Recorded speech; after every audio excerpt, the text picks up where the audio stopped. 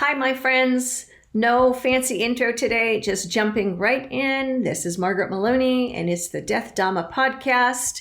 And we are in our season where we're talking about equanimity and chaos. And today, I think I want to just talk a little bit more about chaos, because some chaos, I will say recently, has led me to have some anxiety. I don't know about any of you, if any of you ever deal with anxiety, but I had a little bit of chaos and anxiety this week. And I know that it's my practice that helps me to deal with this. And yet sometimes I still feel like I'm, having a hard time with it. But some ideas for all of us, because there are things, of course, in the practice that help me. And even on the times when I feel like, I'm still, dealing with chaos and I'm still having anxiety about it, I do really believe that my Buddhist practice is helping me and that the anxiety is probably less than it could be, right? So, connecting with the Dharma. This is a way to regain focus and to regain calm, which again can help lead us to equanimity in a time of chaos, is, to reconnect with the Dhamma, to get back out a favorite passage or two from your Pali Canon, or do some of the things I've done recently, which is some searching for suttas that help in times of chaos, or, suttas that help with anxiety, right? And so getting reconnected with the teachings, getting reconnected with meditation, chanting. Chanting can be so helpful. If you're ever having that moment where maybe you're having a hard time even sitting down to meditate, although we'll talk about that right after this. If you're having a hard time sitting down to meditate, or, focusing during meditation, which, it's normal. We know thoughts arise and we try to label them and put them aside. But sometimes maybe there's that moment where you're feeling like maybe that's not exactly the right approach for you. What about chanting? Repeating. And whether I'll say official chants that our monks and nuns use or not, you might use a mantra and keep chanting that mantra to yourself over and over again. It can be very helpful. I do remember there was a time years ago when I was dealing with the death of two of my closest loved ones, and I was having anxiety. I look back now, I was having a lot of anxiety of going on a trip to take care of the personal affairs and the final services for my mother. And I was having a lot of anxiety around what was that going to be like.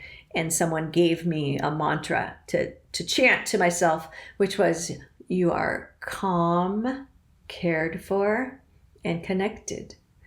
And it was so helpful. And to this day, I still use it.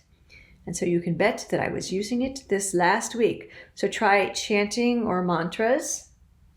If you are able to reach out and help someone else, that can very much take your mind off of what is, I'm going to say angsting. I don't know if that's a word, angsting you. That helps sometimes what's angsting me. Community and Sangha. I had discussions with 3 very good friends over what I was angsting out. I'm going to keep using that. What I was angsting out over. 2 of them encouraging me to talk to the third, because the third person was, I'll say, a player in the drama, by the way, that I was creating in my head. Each of those discussions really helped center me and helped me get through my angstiness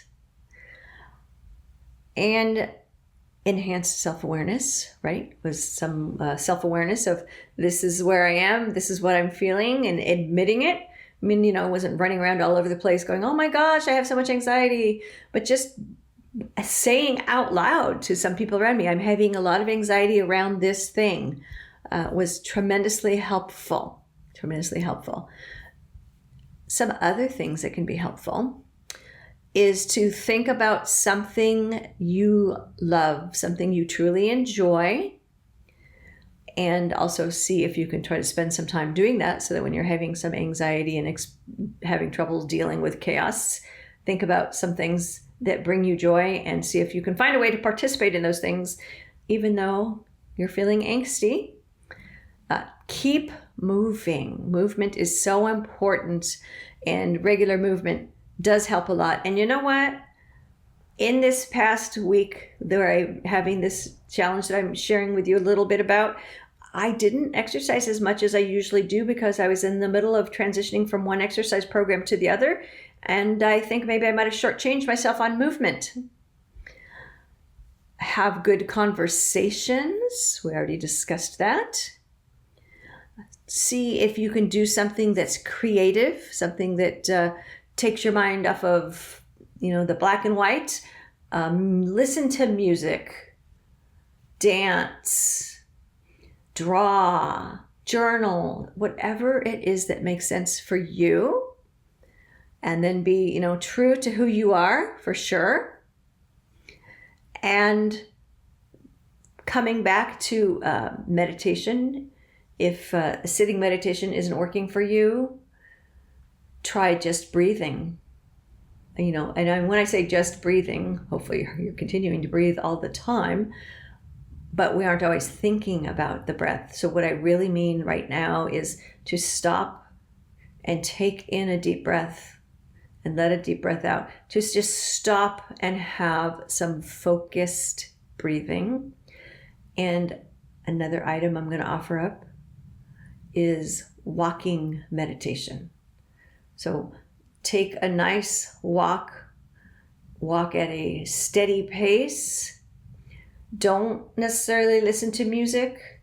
If you walk with someone else, have some silence and just walk with purpose, being aware of your foot coming up, your foot going down, being aware of the ground, being aware of what's around you, and have some walking meditation. And so these are all some tips to help. These are things that helped me during this week where I had chaos and angst. And thank you for listening. And I hope there's some help in there for you. Knowing that you're listening was helpful for me. So thank you for that. I hope that you will be well and happy. And please remember to take care of yourself and your loved ones and to protect the unprotected. Bye for now. You've been listening to the Death Dhamma Podcast with your host, Margaret Meloni. Thank you so much for being here. Come find me on margaretmeloni.com, margaretmeloni.com. And until we meet again, may you be well, may you be happy, may you be at ease, and may you be free from suffering. Bye for now.